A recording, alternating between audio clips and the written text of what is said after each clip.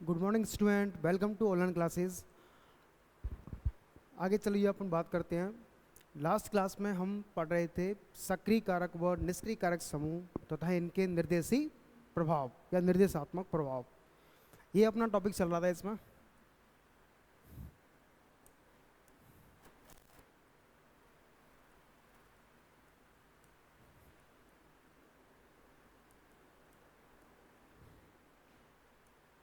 Unit पढ़ रहे थे अपन थर्ड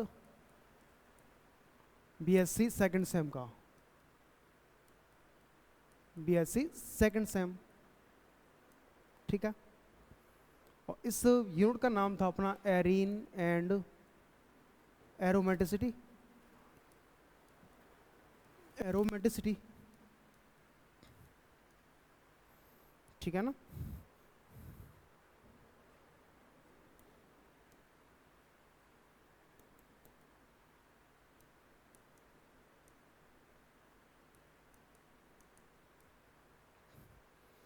एरीन एंड एरोमेटिसिटी अपना इसमें टॉपिक स्टार्ट किया था हमने कल।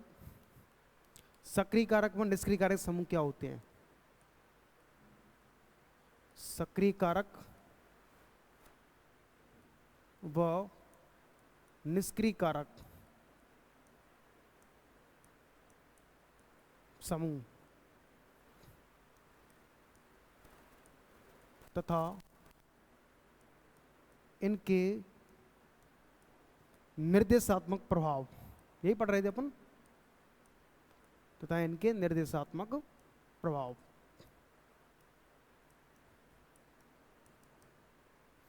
Activating and deactivating group and their directing effect, ये अपन पढ़ रहे थे लास्ट क्लास में।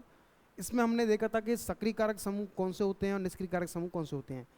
एक 2 मिनट में आपको मैं वापस से इसको रिवाइज कराया था, उससे आगे फिर चलते हैं। देखिए, हमने इसमें देखा था कि जैसे हमारे पास कोई ये एरोमेटिक कंपाउंड है बेंजीन, इस बेंजीन से यदि हमने कोई इलेक्ट्रॉन ग्राही समूह ऐड कर दिया, ये जो एक्स ग्रुप है हमने वो किस प्रकार का ग्रुप है, ये ग्रुप है हमारा इलेक्ट्रॉन विड्रॉइंग ग्रुप है। इलेक्ट्रॉन आकर्षित समूह, इलेक्ट्रॉन ग्राही समूह है ये। अब ये इलेक्ट्रॉन ग्राही समूह जब इस रिंग से जुड़ेगा तो ये क्या करेगा, रिंग से इलेक्ट्रॉन को अपनी ओर खींचेगा। अब इलेक्ट्रॉन जब खींचेगा तो रिंग में क्या आ जाएगा, धनावेश आ जाएगा कि नहीं, इलेक्ट्रॉन की कमी हो जाएगी। अब इलेक्ट्रॉन की कमी हो जाएगी तो इस रिंग पर क्या आ जाएगा, पॉजिटिव चार्ज आएगा या धनावेश आ जाएगा। इस धनावेश की वजह से इसकी ऑर्थो पैरा पोजिशन पर क्या आएगा, पॉजिटिव चार्ज या पार्शली पॉजिटिव चार्ज।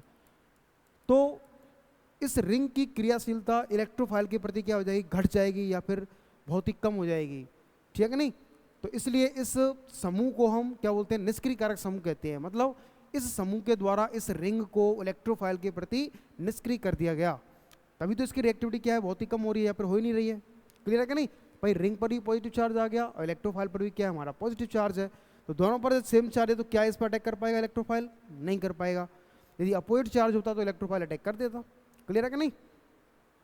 तो फिर हमने इसके बारे में लिखा था कल, निष्क्रिय कारक समूह क्या होते हैं, यहाँ तक हम पढ़ चुके थे।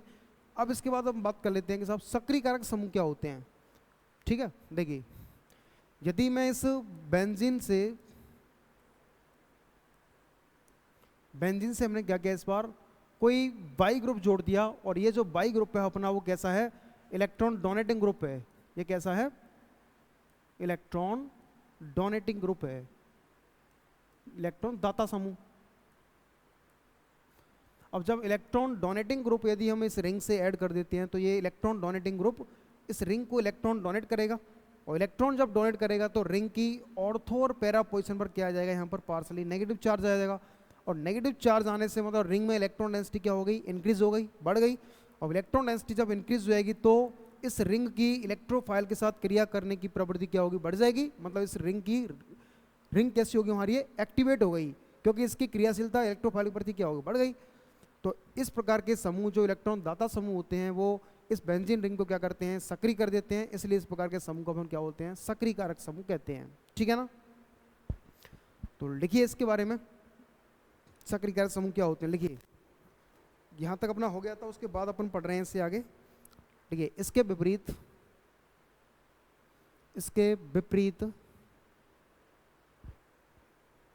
बेंजीन वलय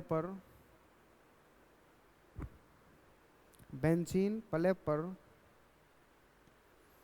इलेक्ट्रॉन दाता समूह उपस्थित होने से इलेक्ट्रॉन घनत्व बढ़ जाता है।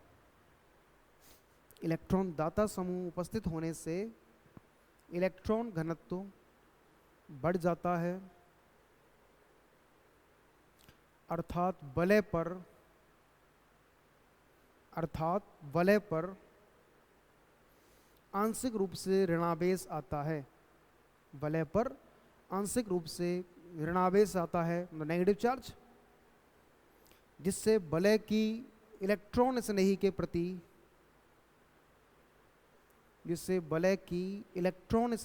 प्रति क्रियाशीलता बढ़ जाती है। वलय की इलेक्ट्रॉन स्नेही के प्रति क्रियाशीलता बढ़ जाती है। अतः यह सक्रिय कारक समूह कहलाएंगे, एक्टिवेटिंग समूह कहलाते हैं। अतः ये सक्रिय कारक समूह कहलाते हैं। ठीक है,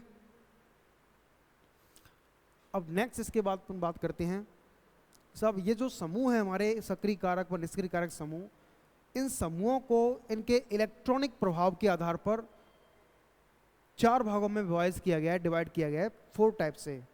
कौन कौन से टाइप है अपने पास देखिए। सबसे फर्स्ट है अपना प्लस आई व प्लस एच प्रभाव वाले समूह।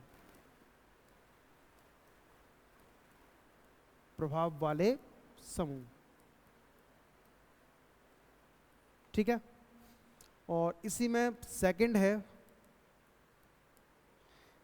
इसमें माइनस आई वो माइनस एच प्रभाव वाले समूह।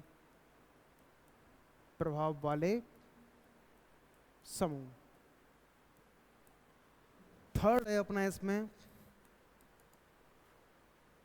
माइनस आई वो माइनस एम प्रभाव वाले समूह।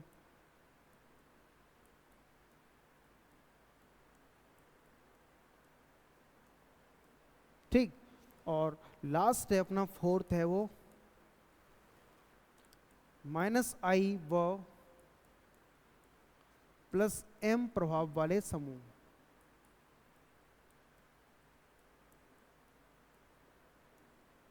ठीक, अब इन 4 प्रभाव वाले समूहों, अब इस देखिए ये तो फोर्थ है अपना के साथ माइनस आई और प्लस एम प्रभाव वाले जो समूह हैं, इन समूहों को वापस से 2 भागों में क्लासिफाइड किया गया है। इसमें ए है अपना कौन कि साहब यदि minus I is greater than plus M प्रभाव वाले समूह हो तो प्रभाव वाले समूह। और बी कंडीशन क्या हो सकती है अपनी साहब, यदि plus M is greater than minus I प्रभाव वाले समूह।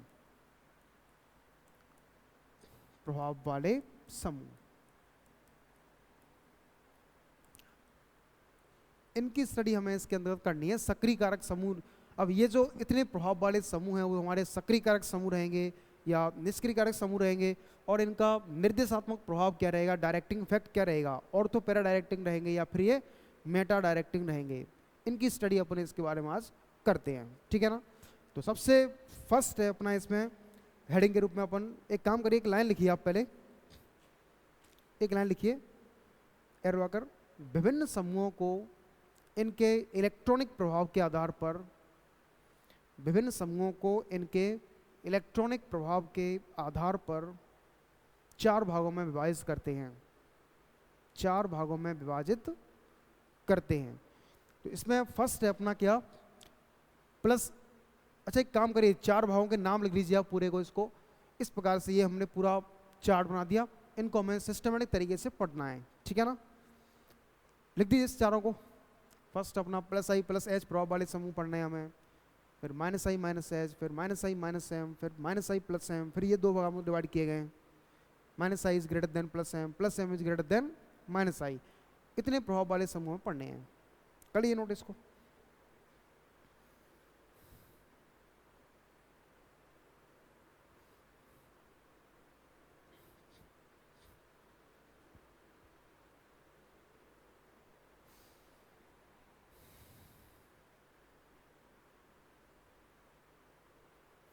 हो गया नोट।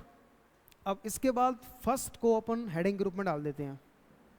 फर्स्ट को क्या कर लेते हैं, हेडिंग ग्रुप में इसमें अपन डाल देते हैं वो।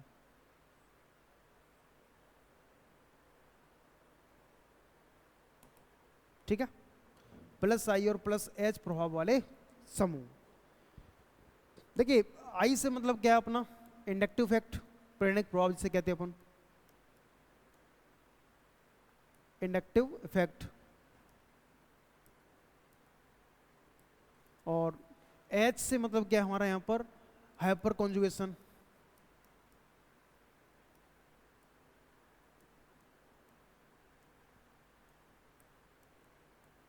इफेक्ट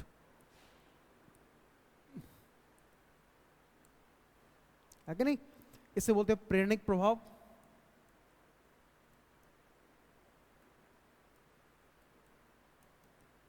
और ये होता है अपना अति संयुग्मन प्रभाव।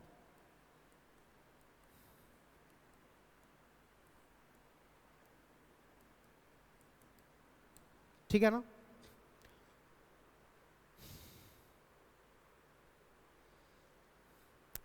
अब देखिए इसमें हमने प्लस आई और प्लस एच प्रभाव वाले समूह पढ़ रहे हैं अपन। प्लस आई इंडक्टिव इफेक्ट क्या हुआ, इलेक्ट्रॉन डोनेटिंग ग्रुप यदि जुड़े हुए हों, यदि किसी कंपाउंड से इलेक्ट्रॉन डोनेटिंग ग्रुप जुड़े हुए हों, उसका इफेक्ट क्या होता है, प्लस आई। और एच इफेक्ट क्या होता है, हाइपर कॉन्जुगेशन।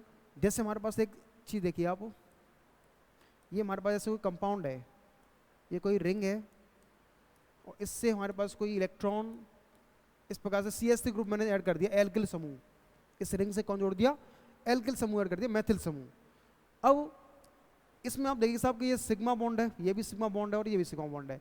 इस सिग्मा बॉन्ड के इलेक्ट्रॉन को इससे डोनेट किया तो यहाँ पर इस रिंग में क्या हो गया, कॉन्जुगेशन स्टार्ट हो गया इस प्रकार से, है कि नहीं। तो यहाँ आ जाएगा नेगेटिव चार्ज, फिर से ये इलेक्ट्रॉन यहाँ आएंगे, इस पाई बॉन्ड के इलेक्ट्रॉन यहाँ आएंगे, फिर यहाँ नेगेटिव चार्ज आएगा, तो इस नेगेटिव चार्ज के इलेक्ट्रॉन यहाँ आएंगे, इसके इलेक्ट्रॉन यहाँ आएंगे। मतलब इस सिग्मा बॉन्ड के इलेक्ट्रॉन की वजह से इस रिंग में क्या हुआ, कॉन्जुगेशन स्टार्ट हो गया। इससे हम बोलेंगे क्या, हाइपर कॉन्जुगेशन, अति संयुग्मन। ठीक है नहीं। और चूंकि सिग्मा बॉन्ड के इलेक्ट्रॉन डोनेट करने से रिंग में कॉन्जुगेशन स्टार्ट हुआ है, इसलिए इस इफेक्ट को बोलेंगे अपन क्या, plus H effect, plus H effect कहेंगे इसको। ठीक है ना। तो प्लस एच इफेक्ट ब्रदर से करने वाले समूह हमारे कौन से रहेंगे, उसको अपन पढ़ लेंगे। अच्छा एक चीज़ और, अब एक कॉमन चीज़ देखना आप इसमें, कि जैसे हमने प्लस आई और प्लस एच देखा, इन दोनों के आगे प्लस लग रहा है। प्लस से मतलब क्या है, सिंपल के साथ इलेक्ट्रॉन डोनेटिंग ग्रुप जुड़े हुए हैं, और यदि माइनस ग्रुप जुड़ा हुआ है तो अपना के साथ इलेक्ट्रॉन एक्सेप्टिंग ग्रुप जुड़े हुए हैं। ठीक है ना। इस केस में हमने क्या पढ़ा है यहाँ पर, अच्छा प्लस एच इफेक्ट आपको समझ में आ गया कि सब सिग्मा बॉन्ड के इलेक्ट्रॉन की वजह से यदि कॉन्जुगेशन स्टार्ट हो जाए या सिग्मा बॉन्ड के इलेक्ट्रॉन कॉन्जुगेशन में होते हैं, तो इस प्रकार के प्रभाव को अपन क्या बोलते हैं, हाइपर कॉन्जुगेशन इफेक्ट कहते हैं। डिटेल में अपन पढ़ेंगे अपन के साथ हाइपर कॉन्जुगेशन क्या होता है, इंडक्टिव इफेक्ट क्या होता है, मेसोमेरिक इफेक्ट क्या होता है। इसकी मैं अलग से एक वीडियो डालूंगा आपके लिए। ठीक है ना। चूँकि फिलहाल अपन इस टॉपिक को पढ़ रहे हैं तो अपन इस टॉपिक के बारे में स्टडी करेंगे कि साहब प्लस आई और प्लस एच प्रभाव वाले जो समूह होते हैं वो किस प्रकार के समूह होते हैं, सक्रिय कारक समूह होते हैं या फिर निष्क्रिय कारक होते हैं, और उनका डायरेक्टिंग इफेक्ट क्या होता है, मतलब निर्देशात्मक प्रभाव क्या होता है, ऑर्थो पैरा डायरेक्टिंग होते हैं या फिर वो मेटा डायरेक्टिंग होते हैं। तो क्लियर है ना। तो एक चीज़ देखिए, अब प्लस आई और प्लस एच इफेक्ट वाले जो समूह हैं, जैसे एल्किल समूह हमारे, एल्काइल ग्रुप, तो जितने भी एल्काइल ग्रुप हैं वो समूह के सब हमारे कैसे होते हैं अपने, इनका जो इफेक्ट होता है वो क्या होता है, plus I and plus H effect ये शो करते हैं। ठीक है ना। तो इस प्लस आई और प्लस एच इफेक्ट किसको होता है, एल्काइल ग्रुप का। और जब एल्काइल ग्रुप हम किसी रिंग से जोड़ देते हैं, बेंजीन से जोड़ दिया हमने इस प्रकार से, बेंजीन से कौन जोड़ दिया मैंने, एल्काइल ग्रुप जोड़ दिया। तो इसमें आप देख रहे हैं कि साहब एल्काइल ग्रुप जो है हमारा वो, इसका इफेक्ट क्या है, प्लस आई है। तो प्लस आई इफेक्ट है इसका, और प्लस आई इफेक्ट की वजह से मतलब इलेक्ट्रॉन इसकी इलेक्ट्रॉन को डोनेट करने की टेंडेंसी है। प्लस आई इफेक्ट मतलब इलेक्ट्रॉन डोनेटिंग ग्रुप जुड़ा हुआ है। अब इलेक्ट्रॉन डोनेट करेगा, जब CH3 ग्रुप ये इलेक्ट्रॉन डोनेट करेगा तो इस रिंग में इलेक्ट्रॉन घनत्व क्या होगा, बढ़ जाएगा।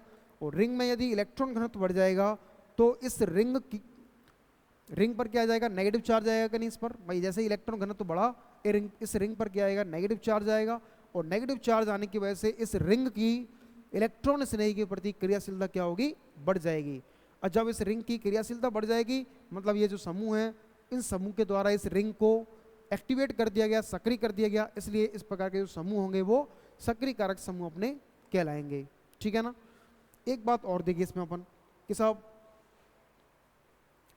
इसकी अपन रेजोनेंस स्ट्रक्चर देखते हैं अब। अच्छा, इस समूह का जो एल्काइल ग्रुप है इसका प्लस आई इफेक्ट के साथ साथ क्या है, प्लस एच इफेक्ट भी है। तो प्लस एच इफेक्ट की वजह से यहाँ पर किस प्रकार से यहाँ पर कॉन्जुगेशन होगा इसको आप देखिए। देखिए ये हमारे पास प्लस आई के साथ साथ प्लस एच इफेक्ट भी शो कर रहा है ये ग्रुप। तो इसमें अपने पास कौन है, CH3 ग्रुप इससे जुड़ा हुआ है इस प्रकार से। ठीक है, ये अपने पास कौन है, बेंजीन है। अब जैसे ही सिग्मा बॉन्ड के इलेक्ट्रॉन यहाँ पर आएंगे, इस कार्बन इलेक्ट्रॉन दिखता है, इस पाई बॉन्ड के इलेक्ट्रॉन कहाँ आएंगे, इस कार्बन पर आएंगे। तो एक और इसकी क्या होगी, अनुवादी संरचना मिल जाएगी हमें इस प्रकार से कुछ। इस कार्बन पर आ गया नेगेटिव चार्ज, यहाँ आ गया डबल बॉन्ड CH और यहाँ पर H+। ठीक है ना। और ये डबल बॉन्ड अपने पास प्रेजेंट है। नेक्स्ट केस में क्या होगा देखिए, इस नेगेटिव चार्ज कार्बन के इलेक्ट्रॉन यहाँ पर, इस पाई बॉन्ड के इलेक्ट्रॉन इस कार्बन पर। तो अगली इसकी अनुवादी संरचना हमें प्राप्त हो जाएगी किस प्रकार से, इस कार्बन पर आ गया नेगेटिव चार्ज, यहाँ डबल बॉन्ड, यहाँ डबल बॉन्ड, ये डबल बॉन्ड CH और ये H+। ठीक है ना। नेक्स्ट केस में क्या होगा, इस नेगेटिव चार्ज के इलेक्ट्रॉन यहाँ आएंगे और इस पाई बॉन्ड के इलेक्ट्रॉन इस कार्बन पर आएंगे। तो एक और इसकी अनुवादी संरचना हमें इस प्रकार से प्राप्त होगी, इस कार्बन पर नेगेटिव चार्ज और ये पाई बॉन्ड और ये पाई बॉन्ड CH और ये H+। ठीक है ना। और नेक्स्ट केस में क्या होगा अपने पास, लास्ट फाइनली सब इस नेगेटिव चार्ज के इलेक्ट्रॉन यहाँ पर आएंगे, इस पाई बॉन्ड के इलेक्ट्रॉन यहाँ पर आ जाएंगे। तो वापस से हमें वही स्ट्रक्चर मिल जाएगी जो स्टार्टिंग में थी, इस प्रकार से कुछ CH ये पाई बॉन्ड 3 अपने। ठीक है नहीं। तो इन 5 अनुवादी संरचनाओं में आप देख रहे हैं कि साहब ये जो CH3 ग्रुप है वो हमारा किस प्रकार का ग्रुप है, इसका प्रभाव है अपने पास प्लस आई और प्लस एच।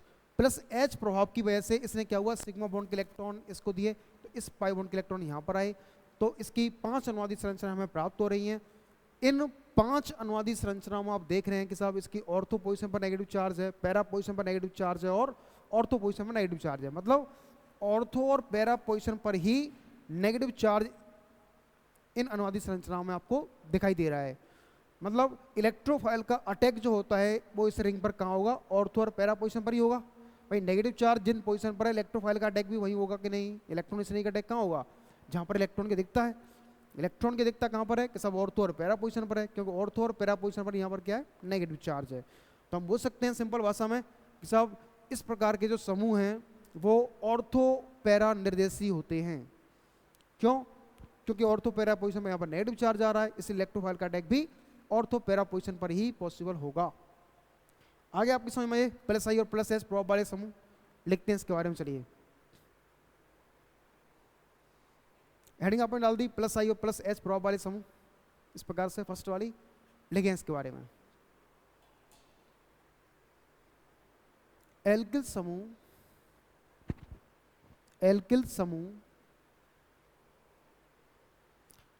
प्लस आई व प्लस एच प्रभाव प्रदर्शित करते हैं। एल्किल समूह प्लस आई व प्लस एच प्रभाव प्रदर्शित करते हैं तथा इस समूह के बेंजीन वलय पर जुड़ने पर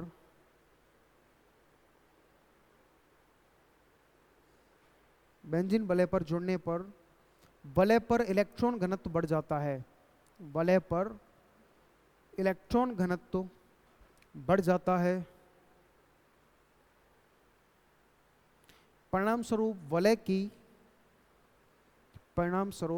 वलय की इलेक्ट्रॉन स्नेही के प्रति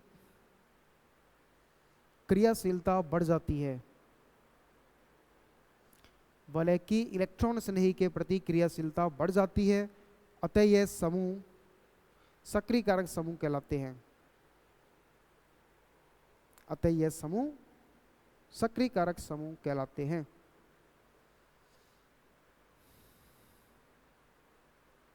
ठीक है।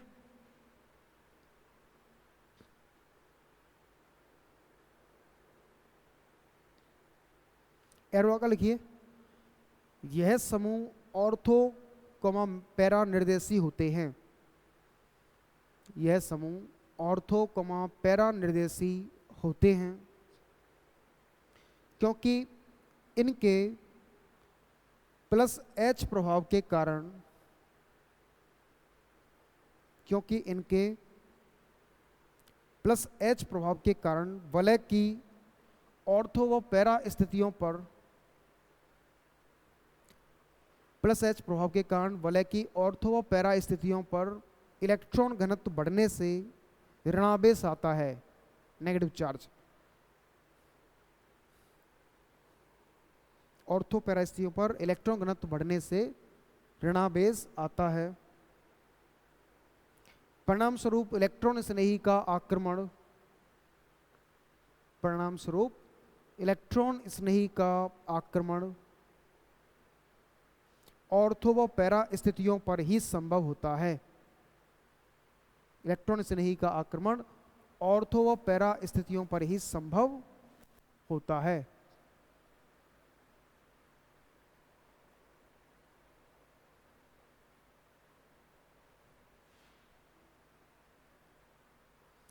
अब इन अनुवादित संरचनाओं को आप इसको बना दीजिए, बनाओ।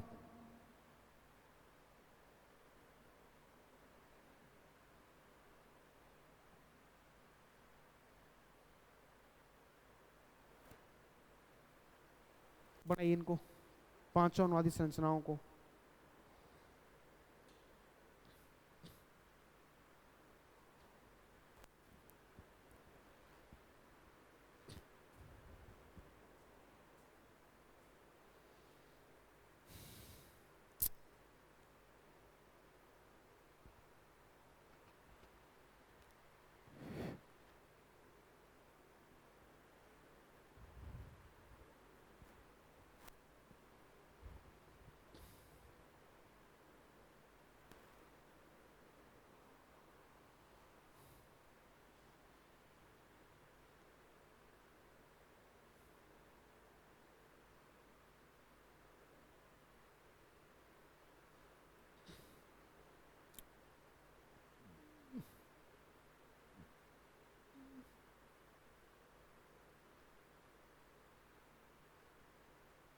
बन गया, ठीक है।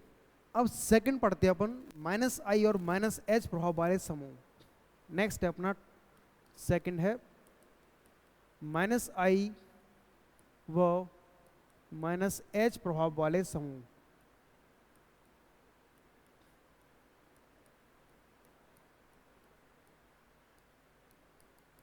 ठीक है,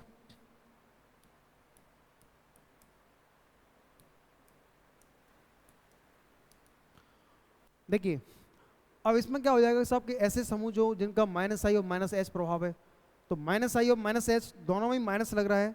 अब दोनों में ही माइनस लग रहा है मतलब इनकी इलेक्ट्रॉन को ग्रहण करने की, एक्सेप्ट करने की टेंडेंसी होगी। और जब मैंने आपको बताया है कि साहब ये हमारे पास कोई रिंग है, बेंजीन रिंग है, और इस रिंग से ये यदि कोई इलेक्ट्रॉन एक्सेप्टिंग ग्रुप जुड़ा हुआ है, इलेक्ट्रॉन विड्रॉइंग ग्रुप जुड़ा हुआ है, तो ये रिंग से इलेक्ट्रॉन को क्या कर देगा, खींच लेगा। और रिंग से इलेक्ट्रॉन खींच लेगा तो रिंग की ऑर्थो और पैरा पोजीशन पर क्या आ जाएगा, पॉजिटिव चार्ज आएगा। अब रिंग की ऑर्थो और पैरा पोजीशन पर पॉजिटिव चार्ज आएगा तो इस रिंग की इलेक्ट्रोफाइल के प्रति क्रियाशीलता घट जाएगी, कम हो जाएगी, मतलब ये रिंग हमारी डीएक्टिवेट हो जाएगी। इसलिए इस प्रकार के जो ग्रुप होते हैं उनको अपन क्या बोलते हैं, डीएक्टिवेटिंग ग्रुप कहते हैं, निष्क्रियकारी समूह कहते हैं, है कि नहीं। अब इसमें आप एक एग्जाम्पल देखिए, माइनस आई प्रभाव भी है इनका, माइनस एच प्रभाव भी है। अब जैसे एग्जाम्पल मैंने इस प्रकार के समूह, इस प्रकार के प्रभाव प्रदर्शित करने वाले जो समूह होते हैं वो उनके एग्जाम्पल हैं अपने पास, कौन से, CCl3 और CF3 और NR3 पॉजिटिव, ठीक है ना। ये ग्रुप ऐसे हैं जिनका माइनस आई इफेक्ट भी है और माइनस एच इफेक्ट भी है, ठीक है ना।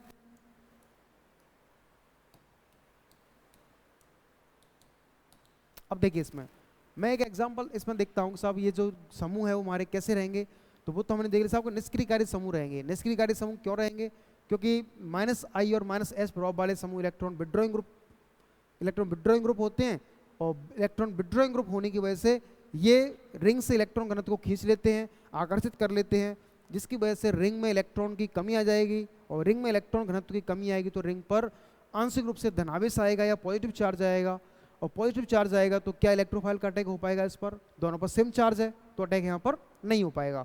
तो इसलिए ये जो रिंग होती है वो रिंग की क्रियाशीलता इलेक्ट्रोफाइल के प्रति क्या होती है? घट जाती है, इसलिए इस प्रकार के समूह हमारे निष्क्रिय कारक समूह कहलाते हैं।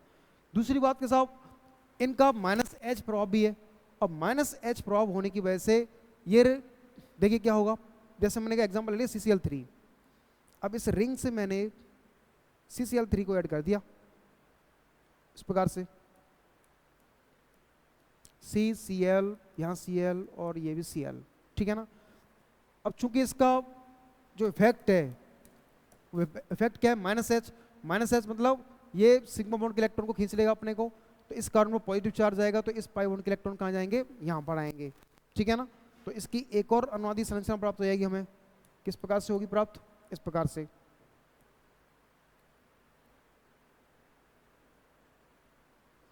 इसकी ऑर्थो पोजीशन पर क्या आ गया? पॉजिटिव चार्ज आ गया, यहाँ डबल बॉन्ड CCl Cl और ये Cl नेगेटिव, ठीक है ना, और बाकी ये पॉजिटिव चार्ज हमारा है ही। नेक्स्ट केस में क्या होगा कि साहब इस पाई बॉन्ड के इलेक्ट्रॉन यहां पर आएंगे, तो एक और अनुवादी संरचना हमें प्राप्त हो जाएगी,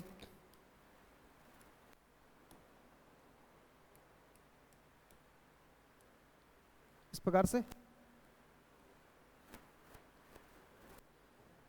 इस बार पॉजिटिव चार्ज आएगा हमारा पैरा पोजीशन पर, यहाँ डबल बॉन्ड, यहाँ डबल बॉन्ड, ये Cl, ये Cl और यहाँ पर Cl नेगेटिव, ठीक है ना। नेक्स्ट केस में क्या हो जाएगा अपना इसमें कि साहब इस पाई बॉन्ड के इलेक्ट्रॉन यहाँ पर आएंगे, तो एक और अनुवादी संरचना हमें प्राप्त हो जाएगी, positive charge para ortho position पर CCl Cl नेगेटिव और Cl, और ये अपने पास पाई बॉन्ड प्रेजेंट है। लास्ट अपनी एक और क्या बनेगी इसमें साहब, इस नेगेटिव चार्ज के इलेक्ट्रॉन यहाँ आएंगे, इस पाई बॉन्ड के इलेक्ट्रॉन यहाँ पर आ जाएंगे, तो वापस से हमें इस प्रकार से स्ट्रक्चर हमें मिल जाएगी।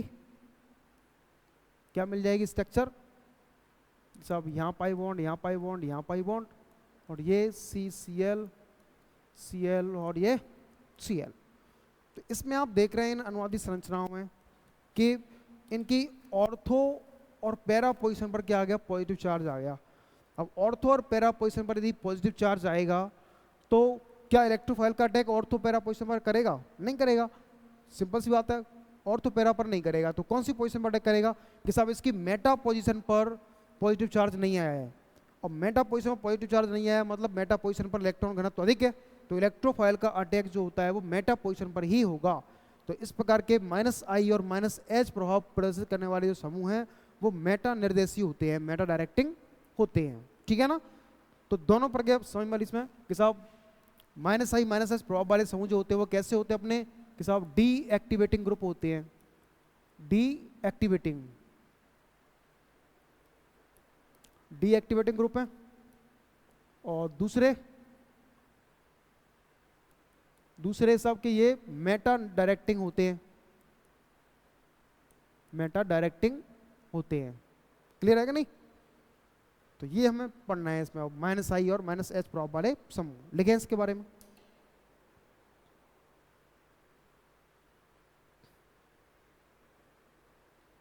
देखिए -I व -H प्रभाव वाले समूहों में दोनों प्रभाव ऋणात्मक होने से, समूहों में दोनों प्रभाव ऋणात्मक होने से यह वलय के इलेक्ट्रॉनों को आकर्षित करते हैं, यह वलय के इलेक्ट्रॉनों को आकर्षित करते हैं।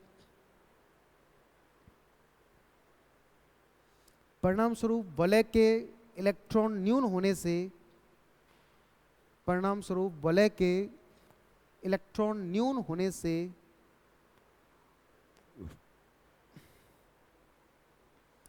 इसकी इलेक्ट्रॉन स्नेही के प्रति क्रियाशीलता इसकी इलेक्ट्रॉन स्नेही के प्रति क्रियाशीलता घट जाती है।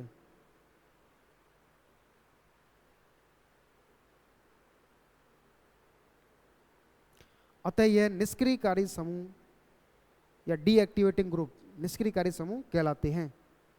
एग्जाम्पल लिख देना इसमें CCl3, CF3, NR3 plus ETC etcetera. ठीक है, आदि।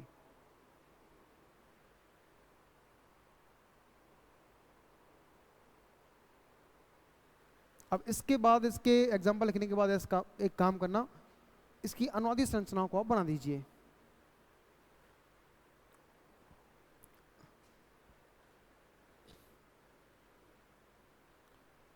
अनुवादी संरचना आप बना लेना आराम से, ठीक है ना।